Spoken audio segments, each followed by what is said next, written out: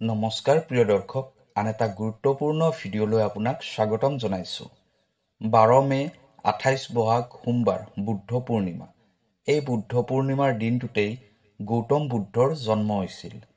সেইবাবেই এই দিনটোৰ এটা বিশেষ মহত্ব আছে। ভগৱান গৌতম বুদ্ধ হৈছে ভগৱান বিষ্ণুৰ নৱম অৱতাৰ। এই বুদ্ধ পূৰ্ণিমাৰ দিনা গধূলি সময়ত তুলসী জোপাৰ তলত যদি আপুনি এইটো কাম কৰিব পাৰে, তেনেহ'লে আপোনাৰ জীৱনত হৈ থকা যিকোনো সমস্যাই আপুনি দূৰ কৰিব পাৰিব। গ্ৰহৰ দোষ খণ্ডন কৰিব পাৰিব। শত্ৰুৰ পৰা হৈ থকা সমস্যাসমূহ দূৰ হ'ব। যিকোনো ইচ্ছা পূৰণ কৰিব পাৰিব। ধাৰ ঋণৰ সমস্যাসমূহ দূৰ কৰিব পাৰিব। কৰ্মৰ ক্ষেত্ৰত হৈ থকা বাধা বিঘিনিসমূহ দূৰ হ'ব। আপোনাৰ জীৱনত হৈ থকা যিকোনো সমস্যাৰ সমাধান হিচাপে এই দিনটোত আপুনি উপায় কৰিব পাৰে। এইটো পূৰ্ণিমা হৈছে এই বছৰৰ প্ৰথম পূৰ্ণিমা আৰু এই পূৰ্ণিমাকে বুদ্ধ পূৰ্ণিমা বুলি কোৱা হয়। যদি আপুনি এই পূৰ্ণিমাৰ দিনা শ্ৰী হৰি বিষ্ণু আৰু মা লক্ষ্মীৰ নাম লৈ এই উপায়কেইটা কৰে, তেনেহ'লে আপুনি নিশ্চিত ৰূপত সফলতা প্ৰাপ্তি কৰিব পাৰিব। আজিৰ এইটো ভিডিঅ'ত আপোনাক জনাম বুদ্ধ পূৰ্ণিমাৰ দিনা কোনবোৰ কাম কৰিলে জীৱনলৈ সফলতা আহে, ধন টকা পইচা প্ৰাপ্তি হয়, লগতে সকলোবোৰ মনৰ আশা পূৰ্ণ হয়। প্ৰিয় দৰ্শক, আছামিজ এষ্ট্ৰলজীলৈ আপোনাক স্বাগতম জনাইছোঁ। মই এষ্ট্ৰলজাৰ ধীৰাজ শৰ্মা। ভিডিঅ'টো শ্বেয়াৰ কৰি দিব আৰু কমেণ্টত লিখিব জয় মা লক্ষ্মী। প্ৰিয় দৰ্শক, যদি আপোনাৰ ব্যক্তিগতভাৱে কিবা সমস্যা হৈ আছে, যেনে বিবাহক লৈ সমস্যা, টকা পইচাক লৈ সমস্যা, ব্যৱসায়ক লৈ সমস্যা, তেনেহ'লে ভিডিঅ'ৰ স্ক্ৰীণত দিয়া নম্বৰত আমাৰ সৈতে যোগাযোগ কৰিব। আমি আপোনাৰ সমস্যাসমূহ সমাধান কৰিবলৈ চেষ্টা কৰিম। এতিয়া হওক ভিডিঅ'ৰ পৰৱৰ্তী অংশলৈ যাওঁ। যিকোনো মানুহৰ জীৱনত টকা পইচাৰ সমস্যা, ধাৰ ঋণৰ সমস্যা বহুত ডাঙৰ সমস্যা হয়। যিকোনো সমস্যাৰ সৈতে যুঁজিবলৈ ধন টকা পইচাৰ আৱশ্যক হয়।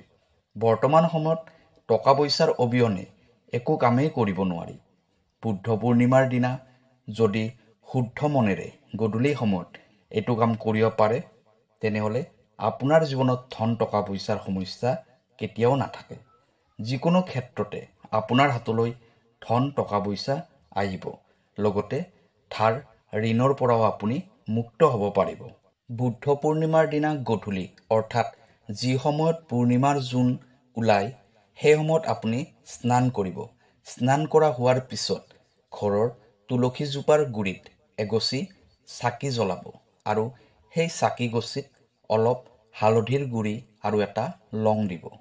এইখিনি কৰা হোৱাৰ পিছত তুলসী জোপাক প্ৰাৰ্থনা জনাই এটা মন্ত্ৰ উচ্চাৰণ কৰিব। মন্ত্ৰটো হ'ল ওম হ্ৰীম শ্ৰীম ক্লীম মহালক্ষ্মী নমঃ। এই মন্ত্ৰটো আপুনি 11 বাৰ উচ্চাৰণ কৰিব লাগিব। মন্ত্ৰটো আকৌ এবাৰ কৈ দিছোঁ, ওম হ্ৰীম শ্ৰীম ক্লীম মহালক্ষ্মী নমঃ। এই মন্ত্ৰটো আপুনি 11 বাৰ উচ্চাৰণ কৰিব। এই মন্ত্ৰটো উচ্চাৰণ কৰাৰ ফলত লক্ষ্মী নাৰায়ণৰ আশীৰ্বাদ সদায় আপোনাৰ ঘৰখনৰ ওপৰত থাকিব আৰু আপোনাৰ ঘৰত মা লক্ষ্মীয়ে স্থায়ীভাৱে বাস কৰিব। এই মন্ত্ৰৰ জৰিয়তে মা লক্ষ্মীক আমন্ত্ৰণ কৰা হয়। বুদ্ধ পূৰ্ণিমাৰ দিনা তুলসীৰ তলত বহি এই মন্ত্ৰটো যদি উচ্চাৰণ কৰিব পাৰে, তেতিয়া আপোনাৰ ঘৰত মা লক্ষ্মীয়ে বাস কৰিব, যাৰ ফলত আপোনাৰ ঘৰত কেতিয়াও টকা পইচাৰ অভাৱ নহ'ব। আপোনাৰ ঘৰখনে টকা পইচাৰ অভাৱ কেতিয়াও অনুভৱ নকৰিব। শাস্ত্ৰ অনুসৰি বহাগ মাহটো হৈছে শ্ৰীহৰি বিষ্ণু আৰু মা লক্ষ্মীৰ মাহ। এই বহাগ মাহতে ভগৱান বিষ্ণু আৰু মা লক্ষ্মীক পূজা অৰ্চনা কৰা হয়। এই বহাগ মাহৰ পূৰ্ণিমা অৰ্থাৎ বুদ্ধ পূৰ্ণিমাটো হৈছে সকলোতকৈ পবিত্ৰ দিন। মান্যতা অনুসৰি এই বহাগ মাহৰ পূৰ্ণিমাতে ভগৱান বিষ্ণু আৰু মা লক্ষ্মী পৃথিৱীলৈ ভ্ৰমণ কৰিবলৈ আহে। সেইবাবেই বুদ্ধ পূৰ্ণিমাৰ দিনা যিয়ে যিভাৱে পূজা অৰ্চনা কৰে, ভগৱান বিষ্ণু আৰু মা লক্ষ্মীয়ে ভক্তৰ মনৰ কামনা সেইবাবেই পূৰ্ণ কৰে। সেয়েহে আপুনিও যদি বুদ্ধ পূৰ্ণিমাৰ দিনা এইবোৰ কাম কৰিব পাৰে, তেনেহ'লে মা লক্ষ্মী সন্তুষ্ট হৈ স্থায়ীভাৱে আপোনাৰ ঘৰত বাস কৰিব। আপোনাৰ ঘৰত হৈ থকা ধন টকা পইচাৰ সমস্যা সমাপ্ত হ'ব। যদি কাৰোবাৰ জীৱনত সকলোবোৰ প্ৰাপ্তি কৰাৰ পিছতো সদায় মানসিক অশান্তি হৈ থাকে, শত্ৰুৱে বাৰে বাৰে আপোনাৰ জীৱনত অশান্তি কৰি থাকে, তেনেহ'লে বুদ্ধ পূৰ্ণিমাৰ দিনা গধূলি জোনৰ পোহৰত স্নান কৰি লৈ আহঁত গছৰ গুৰিত 9 গছি চাকি জ্বলাব। চাকি 9 গছি জ্বলাই নৱগ্ৰহক স্মৰণ কৰিব আৰু আপোনাৰ মনৰ কথাবোৰ ক'ব। তেতিয়া নৱগ্ৰহৰ কৃপা সদায় আপোনাৰ ওপৰত থাকিব। নৱগ্ৰহৰ কৃপাত আপুনি সমস্যাসমূহৰ পৰা মুক্তি লাভ কৰিব পাৰিব। গৃহকণ্ডলবোৰ সমাপ্ত হ'ব আৰু শত্ৰুৱে আপোনাৰ সৈতে শত্ৰুতা কৰিবলৈ এৰি দিব। জ্যোতিষশাস্ত্ৰ অনুসৰি ৰাহু, কেতু আৰু শনিৰ অশুভ প্ৰভাৱৰ বাবে শত্ৰুৰ সংখ্যা বৃদ্ধি হয়। ফলত মনত দুখ কষ্ট পাবলগীয়া হয়। যদি আপোনাৰ বহুত বেয়া দিন চলি আছে, ব্যৱসায় বাণিজ্যত লোকচান হৈ আছে, ঘৰুৱা সমস্যা বহুত চলি আছে, বহুত চেষ্টা কৰাৰ পিছতো তাৰ সমাধান পোৱা নাই, ঘৰত বিভিন্ন ধৰণৰ অমংগল হৈ আছে, তেনেহ'লে এই বুদ্ধ পূৰ্ণিমাৰ দিনা যদি গধূলি আপুনি নাৰায়ণ পূজা কৰিব পাৰে, তেতিয়া আপুনি সকলোবোৰ সমস্যাৰ পৰা মুক্ত হ'ব পাৰিব। শাস্ত্ৰ অনুসৰি এই পবিত্ৰ দিনটোত যদি আপুনি যিকোনো পাঠ কৰিব পাৰে, যেনে ভাগৱত পাঠ, গীতা পাঠ, তেতিয়া আপোনাৰ বন্ধ হৈ থকা ভাগ্যৰ দুৱাৰ মুকলি হ'ব।